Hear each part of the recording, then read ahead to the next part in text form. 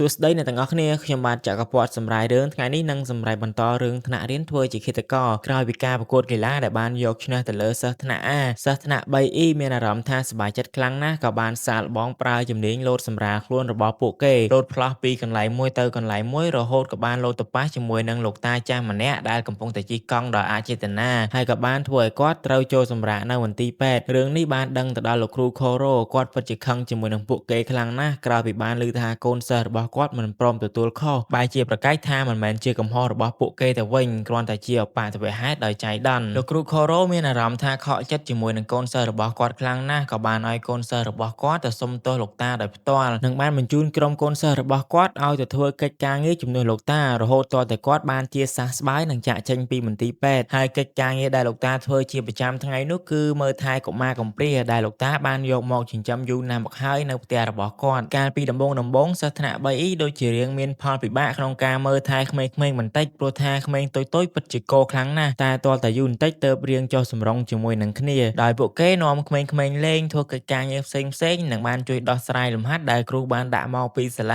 ណាគីសាបានសង្កេតឃើញថាក្មេងស្រីដែលមានឈ្មោះថាសាគូរ៉ាបន្ទុកគណិតវិទ្យារបស់នាងពិតជាធ្លាក់ចុះមែនទែននៅពេលនោះណាគីសាបានជួយបង្រៀនបន្ថែមនិងបានជួយដោះស្រាយលំហាត់គណិតវិទ្យាទៅកាន់សាគូរ៉ាក្រុមសិស្សថ្នាក់ 3E បានមើលថែក្មេងៗរបស់លោកតាបានយ៉ាងល្អហើយថែមទាំងបានជួយជួសជុលនិងសាងសង់ផ្ទះរបស់លោកតាឲ្យមានទីធ្លារាងធំជាងមុនទៀតផងនៅថ្ងៃដែលលោកតាបានចាក់ចេញពីមន្ទីរពេទ្យលោកគ្រូខូរ៉ូបានជូនគាត់ធ្វើដំណើរមកផ្ទះដោយផ្ទាល់ពេលដែលមកដល់ផ្ទះវិញគាត់ពិតជាភ្ញាក់ផ្អើលខ្លាំងណាស់ដោយសារតែឃើញផ្ទះរបស់គាត់មានសភាពស្អាតនិងធំទូលាយខ្លាំងជាងមុនលោកគ្រូខូរ៉ូថាទាំងនេះជាការសុំទោសទៅកាន់លោកតានិងជាការតបស្នងដែលលោកតាចំណាយពេលវេលាបង្រៀនក្មេងៗដែលកំព្រានៅពេលដែលសាគូរ៉ាត្រឡប់មកពីសាលារៀនវិញនាងបានបង្ហាញថាការប្រឡងគណិតវិទ្យារបស់នាងគឺមានបន្ទុកខ្ពស់ណាស់ហើយនេះក៏ជាពេលវេលាដែលសិស្សថ្នាក់ 3E ត្រឡប់ទៅវិញដែរលោកតាព្រមទាំងក្មេងៗធ្វើការអរគុណទៅកាន់ថ្នាក់ 3E និងបានជូនដំណើរពួកគេចាកចេញនៅថ្ងៃបន្ទាប់យើងបានឃើញថាសិស្សថ្នាក់ 3E ទទួលបាននូវឈុតថ្មីដែលជាឈុតធ្វើជាឃាតករផ្លូវការសម្រាប់ចុះបេសក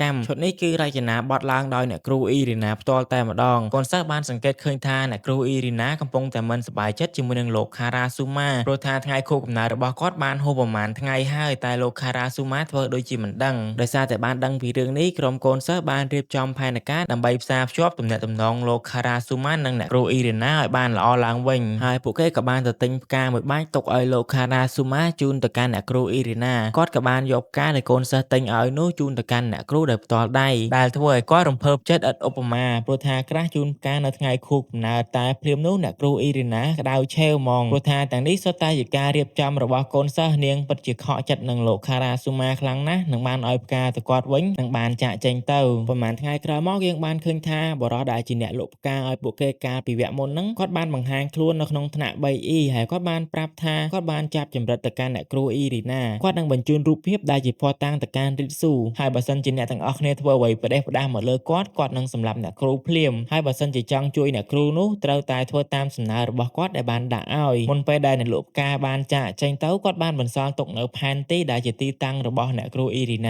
ាមិនរងចាំយូរក្រុមថ្នាក់ 3E បានរៀបចំស្លៀកពាក់ឯកសណ្ឋានរបស់ពួកគេនិងបានចាប់ផ្ដើមចេញប្រតិបត្តិការទៅជួយសង្គ្រោះអ្នកគ្រូអ៊ីរីណាគ្រាន់តែទៅដល់ទីតាំងភ្លាមក៏ត្រូវបានចាញ់ល្បិចរបស់សត្រូវនិងបានជាប់ឃុំនៅក្នុងអន្ទាក់ទាំងអស់គ្នាតែជាសំណាងល្អក៏ត្រូវបានគ្នាដាក់គ្រាប់បែកបំផ្ទុះរំដោះខ្លួនចេញទាន់ពេលវេលាក្រុមថ្នាក់ 3E បានព្យាយាមរត់គេចរហូតទៅដល់កន្លែងមួយនិងបានបំបែកគ្នាជាពីរក្រុមដើម្បីស្វែងរកអ្នកគ្រូអ៊ីរីណាក្រុមរបស់ណាគីសាក៏បានទៅប្រទះគ្នាជាមួយនឹងស្រមោលអ្វីម្យ៉ាងមើលទៅពិតជាគួរឲ្យខ្លាចមែនទែនហើយត្រឹមតែរយៈពេលខ្លីតែប៉ុណ្ណោះស្រមោលនោះក៏បានផ្ដួលក្រុមរបស់ណាគីសាឲ្យដួលទាំងអស់គ្នាតែម្ដងនិងបានចាប់យកទៅបន្ទប់ឃុំឃាំងវិញចំណែកឯក្រុមរបស់ខ្យូម៉ាបានទៅស្វែងរកឃើញអ្នកគ្រូអ៊ីរីណាកំពុងតែជាប់ចំណងបន្ទាប់ពីស្រាយចំណងរួចអ្នកគ្រូបាយជាដាក់កូនសិស្សមួយដៃឲ្យសន្លប់ដែលជាហេតុធ្វើឲ្យគ្រប់គ្នាភ្ញាក់ផ្អើលជាមួយនឹងទង្វើរបស់គាត់ជាខ្លាំងអ្នកគ្រូអ៊ីរីណាបានបាញ់ថ្នាំសណ្ដំទៅកាន់គ្រប់គ្នានិងបានចាប់បញ្ជូនទៅកាន់បន្ទប់ឃុំឃាំងវិញទាំងអស់ជាសំណាងល្អខណៈពេលនោះដែរយើងបានឃើញថាលោកខារ៉ាស៊ូម៉ានិងលោកគ្រូខូរ៉ូកំពុងតែធ្វើដំណើរមកជួយកូនសិស្សរបស់គាត់ដែរហើយយើងបានដឹងថាអ្នកគ្រូអ៊ីរីណាបានសហការជាមួយនឹងអ្នកលក់ផ្កាក្នុងការចាប់លោកគ្រូខូរ៉ូដាក់ចូលទៅកាន់បន្ទប់ឃុំឃាំងដែរយើងក៏បានស្គាល់អំពីអត្តសញ្ញាណពិតរបស់អ្នកលក់ផ្ក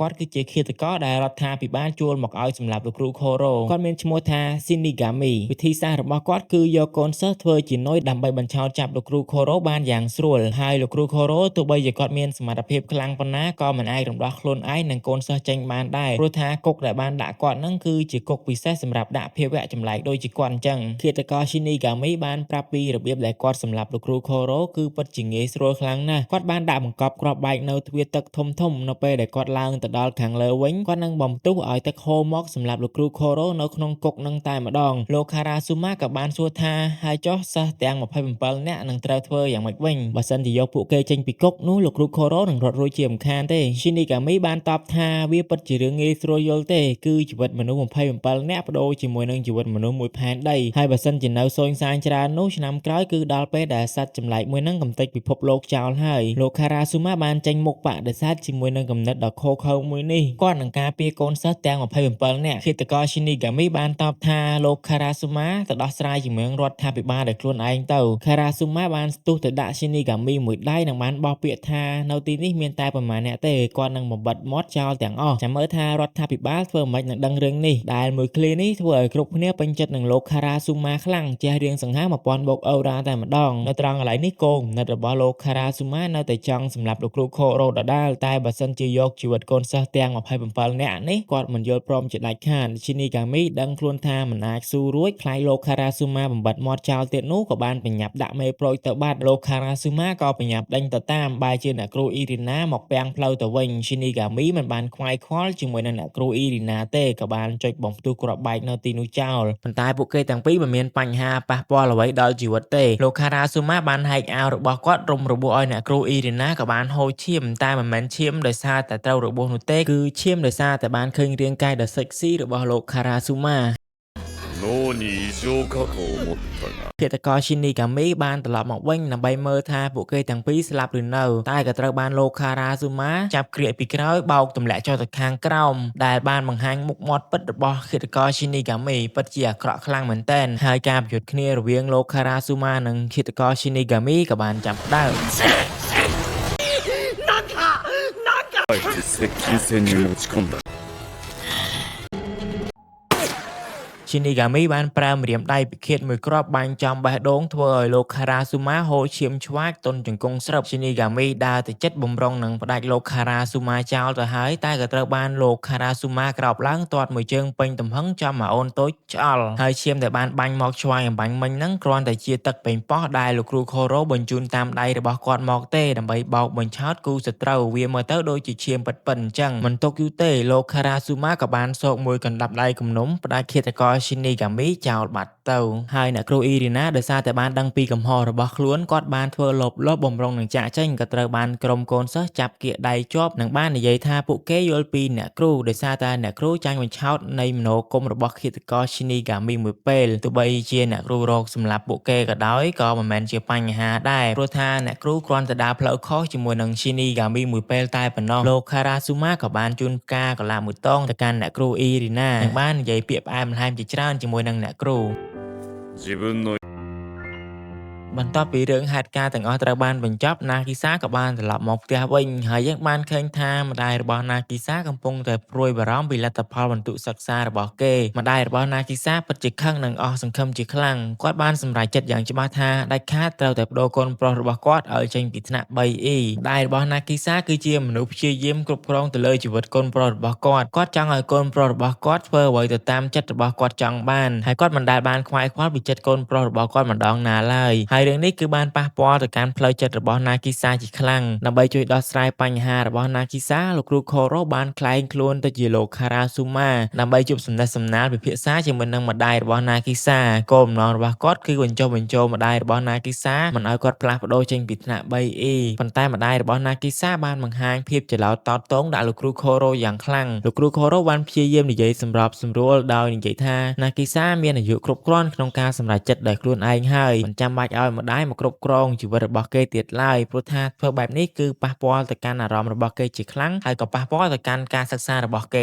ដែរដែលរបស់ណាគីសាមិនបានស្ដាប់នៅហេតុផលអ្វីទេគាត់បានដើរចេញទាំងកំហឹងនៅក្នុងយប់មួយដែលបានក្រោតខឹងខ្លាំងពេកម្ដាយរបស់ណាគីសាក៏បានគំរាមយកភ្លើងដុតថ្នាក់ 3E ចោលបើសិនជាណាគីសាមិនព្រមបដូរចេញពីថ្នាក់នឹងទេភ្លាមនោះក៏មានជនល្មើម្នាក់បានលេចមកនៅទីនោះដែរមើលទៅប្រហែលជាចោរចង់ចូលលួចគោះអីវ៉ាន់នៅក្នុងសាលារៀនហើយណាគីសាបានប្រើជំនាញ ដែលបានរៀនធ្វើជាឃាតករនិងបានយកឈ្នះទៅលើជនល្មើសម្នាក់នោះត្រឹមតែមួយប្រពេចភ្នែកប៉ុណ្ណោះម្ដាយរបស់ណាគីសាបានឃើញផ្ទាល់ភ្នែកយ៉ាងច្បាស់ថាណាគីសាធំហើយមិនមែនជាក្មេងដូចមុនទេណាគីសាមានសមត្ថភាពសម្រេចចិត្តទៅលើអ្វីមួយដល់ខ្លួនឯងនៅថ្ងៃបន្ទាប់គាត់ក៏បានអនុញ្ញាតឲ្យណាគីសាបន្តការសិក្សានៅក្នុងថ្នាក់ 3E ដដែលដោយទទួលស្គាល់ថាណាគីសាគេធំហើយគេអាចសម្រេចចិត្តទៅលើរឿងអ្វីមួយបានដោយខ្លួនឯងនៅពេលដែលថ្ងៃប្រឡងឆមាសខិតជិតមកដល់សិស្សទាំងអស់គ្នាបានព្យាយាមសម្រុកខិតខំប្រឹងប្រែងរៀនសូត្រអស់ពីសមត្ថភាពព្រោះថាថ្ងៃប្រឡងជិតមកដល់មែនតែនហើយលោកនាយកសាលាបានរៀបចំការប្រឡងដ៏តឹងរឹងមួយបូកជាមួយនឹងវិញ្ញាសាដែលលំបាកខ្លាំង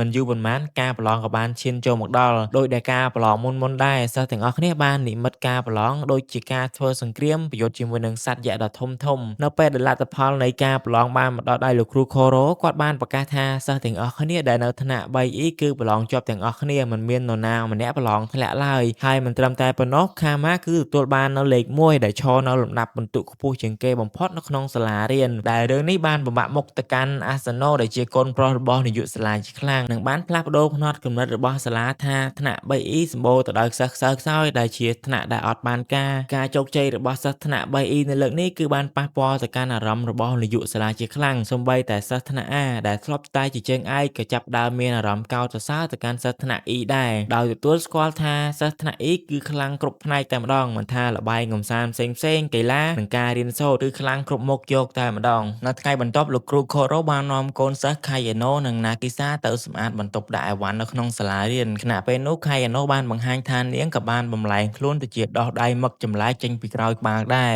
ណាគីសាពិតជាភ្ញាក់ផ្អើលជាមួយនឹងរឿងនេះខ្លាំងណាស់ស្ទើរតែមិនជឿជាមួយនឹងភ្នែករបស់ខ្លួនឯងខៃយ៉ាណូបានសើចតិចនិងបានស្ទុះទៅវាយប្រហារលោកគ្រូខូរ៉ូយ៉ាងកំប្រោលហាក់ដូចជាមានគំនុំជាមួយនឹងគ្នាតាំងពីកាលអញ្ចឹង予習したからលោកគ្រូខូរ៉ូក្រោយពីទទួលរងការវាយប្រហារខ្លាំងពេករាងកាយរបស់គាត់ក៏បានចុះខ្សោយគាត់ក៏បានសួរទៅកាន់ខៃយ៉ាណូថាតើមានរឿងអ្វីកើតឡើងហេតុអ្វីបានខ្លាចទៅជាបែបនេះខៃយ៉ាណូបានតបថាឈ្មោះខៃយ៉ាណូមិនមែនជាឈ្មោះពិតរបស់គាត់ទេឈ្មោះពិតរបស់គាត់គឺអាហ្គូរីដែលត្រូវជាប្អូនស្រីរបស់យូគីមូរ៉ាតែលោកគ្រូនៅចង់ចាំឈ្មោះនេះដែរទេឬមួយក៏លោកគ្រូភ្លេចហើយបើសិនជាភ្លេចក៏មិនត្រូវដែរព្រោះថាយូគីមូរ៉ាគឺជាបងស្រីរបស់ខ្ញុំដែលត្រូវបានលោកគ្រូសម្លាប់ដោយផ្ទាល់ដៃហើយយ៉ាណូត្រូវបានគំនុំនិងកំហឹងដឹកមុខបានផ្លាស់ប្ដូរពីក្មេងស្រីដែលសុភាពរាបសារពោរពេញទៅដោយក្តីស្រឡាញ់និងការរាប់អានជាមួយនឹងមនុស្សជុំវិញខ្លួនឥឡូវបានប្រែក្លាយទៅជាមនុស្សផ្សេងដែលកាចសាហាវសូម្បីតែមិត្តភ័ក្តិទាំងអស់គ្នាក៏សឹងតែមិនជឿនៅរឿងនេះដែរសម្រាប់ភាគក្រោយយើងនឹងបានដឹងកាន់តែច្បាស់អំពីប្រវត្តិលោកគ្រូខូរ៉ូនិងអតីតកាលដែលគាត់បានធ្វើកន្លងមកហើយនៅត្រឹមភាគនេះខ្ញុំសូមបញ្ចប់ត្រឹមនេះសិនជួបគ្នានៅវគ្គក្រោយសូមអរគុណនិងជម្រាបលា